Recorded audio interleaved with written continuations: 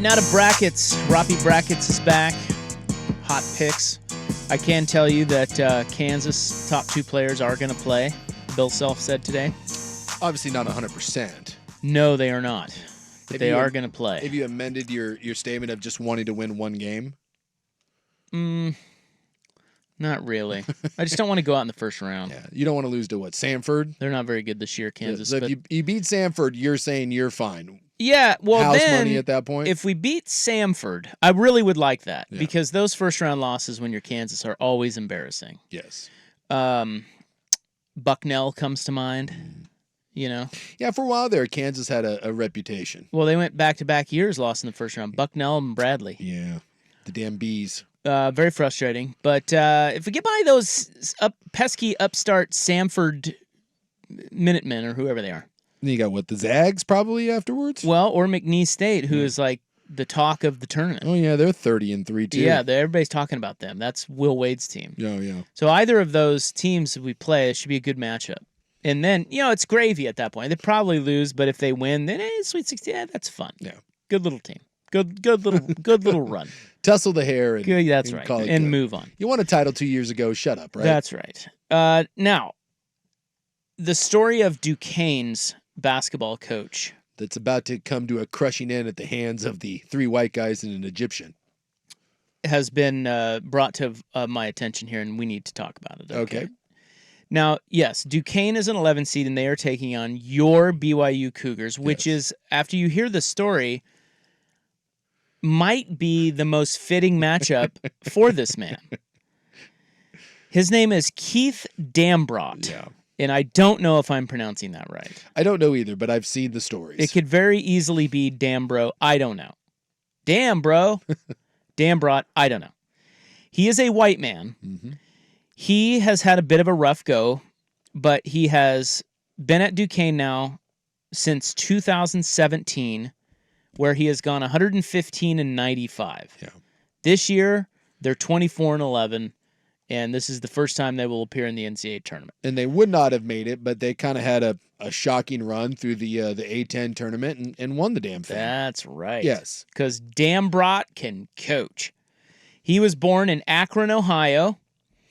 That comes in handy. Well, if you don't know. Here in a moment. The school. Yeah. So he originally was at Central Michigan. He was the head coach in 1991, 92, and 93. But after coaching the team for 2 seasons, he was fired for making a controversial comment before a game against Miami. What had happened was he had asked the players if he could use the N-word in addressing the team. Yeah. Let me just state for the record as a very white man myself. Don't ask. Just don't. Just don't. Now, does he get points for it being a different time? No. Was it 1914? Yeah. Was it pre-civil rights? Well, it was 20 years ago. No. Wait, 30 years ago. Yeah, just no. You can't say that. Hey guys, what do you feel if I start dropping some N-bombs? Yeah. Okay. So I'll just finish the story and then we can speculate as we like to do. So he wanted to address the team with the N-word. But I like that he's preparing his pregame remarks and he just wants to have the N-word holstered. Yeah. And he asked the team and the team's like, yeah, go ahead. That's cool. All right, Keith. Okay, Mr. Dambrot. Jeez. Let's see what you got up your sleeve. Yeah, okay, so see where we're going with this. They agreed, but he was still fired. So then he sues the university. This is a wrongful discrimination lawsuit. Yeah. All 11 black players on the team joined him in the lawsuit, claiming that the policy against discriminatory language was too vague. He lost, though the students prevailed in overturning the school's language policy. Yeah. So they basically just railroaded him, changed the policy, and moved on. And then from then on, any white coach that was there, they said, hey, just so you know, don't use the N-word when addressing the team, even if you, quote, get a hall pass from the black players. Yeah, so I guess the question is what on earth what was he going to say? I would give anything to know. To be inside that locker room when that speech was given. The fact that, one, you're planning out your pregame speech, is kind of insane in its own way. I mean, I get having a rough idea you want to go, but I'm just trying to think of Dan Lanning, right? Like before that Colorado game, the infamous,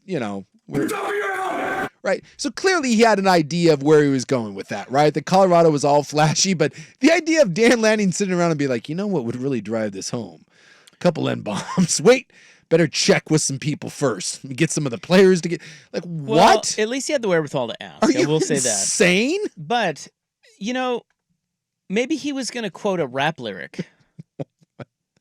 I guess. He's going with Flavor Flav. Would that make it the most palatable? I guess that would make it the most palatable, as if you were quoting rap lyrics, but I mean, any pregame, and the thing that is also wild about this is that a coach thought that his pregame speech would be much better received with the N-word. Well, so put them side by side, YouTube them. Yeah.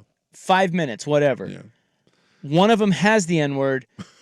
The other one don't do it exactly the same, but don't say the N-word. There is no difference. Why do you have to say the N-word? What are you doing? Having played on the whitest team in America in BYU, I'm just picturing Lavelle Edwards in one of his patented pregame speeches. Just, all right, gentlemen.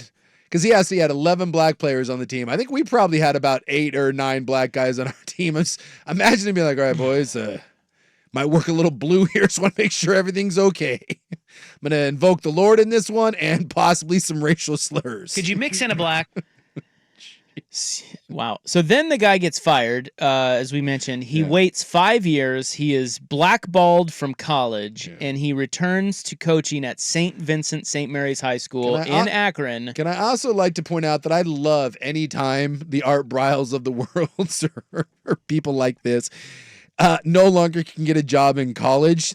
They always end up at a religious high school. Well, can I first of all always let me not let you let me call what am I trying to say? I don't know. Let me stop you right there, okay? You just have a seat right there.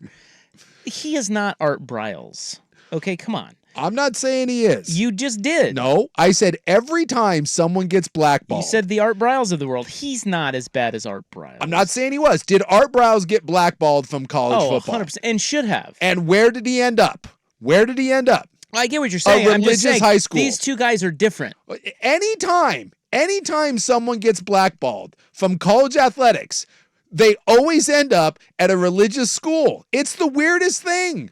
I don't know what it is. There's always a saint in front of it. And they're like, well, second chances. Second chances and the Lord forgives. So come on down to St. Vincent, St. Mary's. And if you can, let's keep the slurs to a minimum. Maybe just do some bigotry stuff. We can attack the Jews for a while. Well, he is Jewish. Oh. I would like to point out. Well, then, so he ended up at St. Vincent, St. Mary's. Okay, so he happens to go there and be their coach. Remember, he's from Akron. Yeah. And he inherits LeBron James.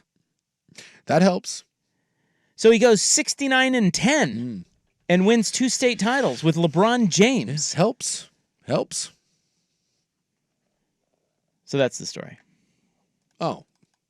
Yeah, that's it. That's not. Well, now he's at Duquesne, but he went to Akron and then. But Duquesne. I guess his dad coached at Duquesne, and his dad was like it's his whole thing is he promised his dad that he would bring Duquesne back to prominence, and now he's retiring. This is it. Yeah. He's going out on top. Is it really on top? Well, it's the first time they made the tournament in God knows when. An 11 seed. Well, he made the tournament. He's bowing out. He feels like he made the promise to his late father, who that's where he grew up coaching. It's kind of like a homecoming done good and tip of the cap. All right. The LeBron James thing is pretty interesting, though. I mean, of all the schools that you could fall into, having LeBron, let me ask you the question. Could you have done the exact same thing as the coach of St. Vincent? I think I would have won more games. Are we a little upset that he lost 10 games with LeBron James? Yes. I would have had Bronny under my thumb. He would have been in control. Well, Bronny. Did they call him Bronny? I don't know if they called him Bronny. What they called young LeBron? I think he was the chosen one. It's tattooed on his back. King James? Yeah, King James. The king. Which one is more absurd to crown yourself, King James or the chosen one? Because both tattooed on his body. King. King? Yeah, get out of here with that. You ain't no king. Well, he's King James. You gonna question the tattoos? So anyway, yeah, that's the story of Keith Dambrot. Oh, and LeBron James did say that he wasn't racist. So yeah, he's probably not. But I don't know what he was thinking. Like, has he ever explained that? When I saw the story going around, what was he thinking? I tried to look into it to see if this speech was ever given, and I couldn't find anything on it other than he asked to use the N-word. Yeah. But the players all backed him in the lawsuit. So. Yeah, 11 of them. I mean, it's, he can't be all bad. Well, no. And now look. By all accounts, like the players on this team loved him and the university loves him. Well, I can tell you this. I will be rooting for Keith Dambrot. That hurts. And the Duquesne Warriors. That hurts. Against the BYU Cougars. That's because BYU... I tried everything. We played 4 white guys and an Egyptian. I guess Kansas plays if you can't beat us, root against us. No, just a better story on the other sideline. That's what the tournament's all about. You do the little features. What, 4 white guys and an Egyptian isn't a better story? BYU's not that interesting. Come on. I watched them play a couple times. Yeah, while we were smacking around Kansas. It was a nice win. Yeah, 1-0 against you guys. You should probably hang a banner. I think we probably will. Look, it's tournament time. We all know what's happening to BYU, all right? They're going down. They're going down. Yep.